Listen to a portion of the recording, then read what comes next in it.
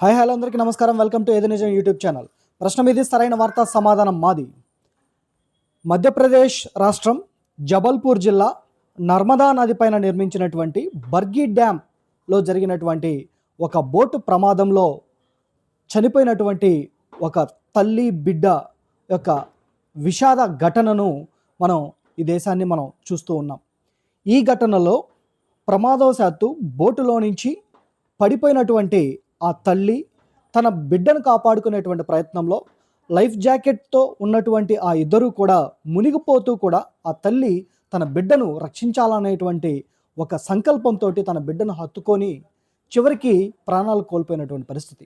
అనంతరం rescue team సిబ్బంది వారు ఆ మృతదేహాలను వెలికి తీసేటువంటి సమయంలో ఆ తల్లి తన బిడ్డను హత్తుకొని చివరికి ప్రాణం పోయేటప్పుడు కూడా, అంటే చావులో కూడా తోడు ఉంది ఆ బిడ్డకు. దీన్ని బట్టి తల్లి ప్రేమ కమ్మని ప్రేమ. తల్లి ప్రేమ చావులో కూడా మనతో పాటు వచ్చేటువంటి ప్రేమ, ఎప్పటికీ చావని ప్రేమ తల్లి ప్రేమ. కాబట్టి మీరు మీ తల్లిదండ్రుల యొక్క ప్రేమను ఇప్పుడే ఆస్వాదించండి, వారితో పాటు మంచిగా జీవించండి.